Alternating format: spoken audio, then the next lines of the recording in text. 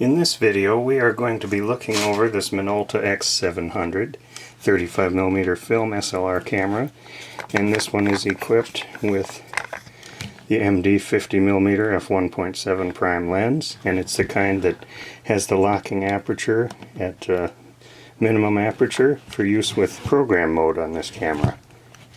So in order to check it out, first thing we're going to do is install some batteries, and I have some here. They're not included in the sale, but they're just here for our test purposes. So we'll take out the battery holder, and we will drop in some batteries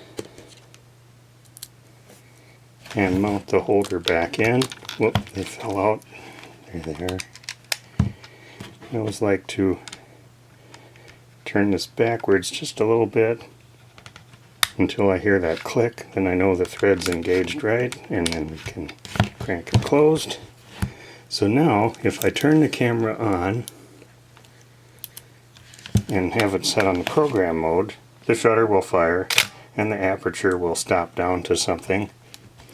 But I thought what would be most useful would be to step down through the shutter speeds here, and we'll start at 1/1000th and 1/500, 1/250th, 1/125th, 1/60th, 1/30th, 1/15th, 1/8th, 1/4th, 1/2, 1 full second, and then the bulb setting where it stays as long as I hold the button down.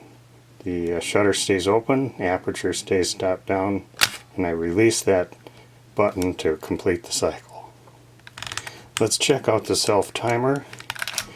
To do that, we pull up on this little lever right here, and then I'm just going to set it out here and start it. And we can see a little light blinking right here, and we'll just wait for it to complete the cycle.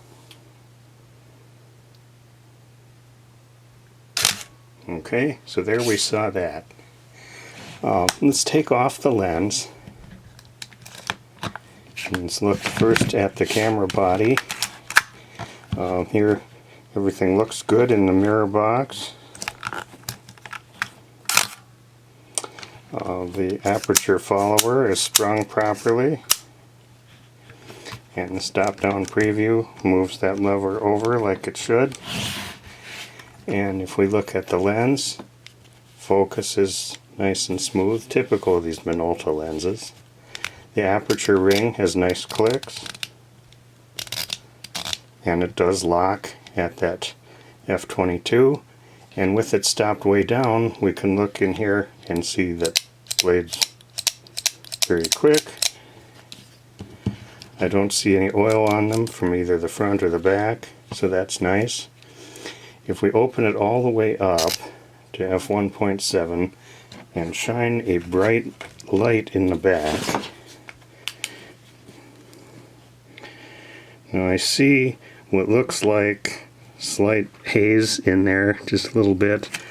It looks a lot like most of these f1.7 lenses that I've seen have a little bit of that, and this seems to have just a little bit too. I see a little lighting up in there. It probably doesn't show up very well here, but I wanted to point that out.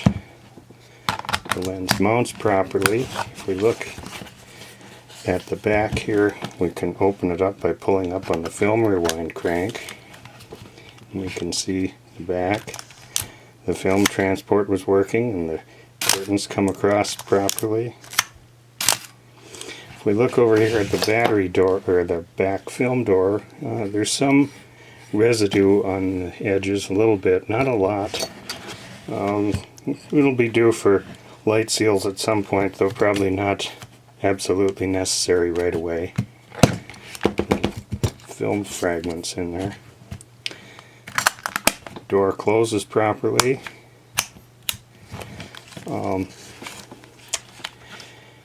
The bottom still has this protective plastic, so that's nice.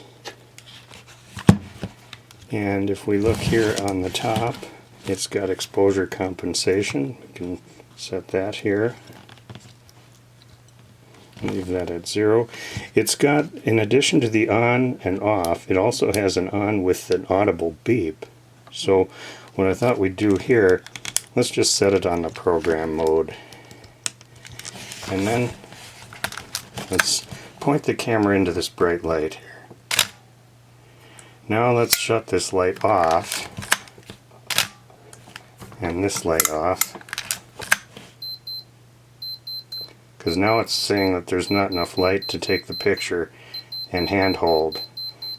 But if I turn the light on, then this beep stops because there's enough. And the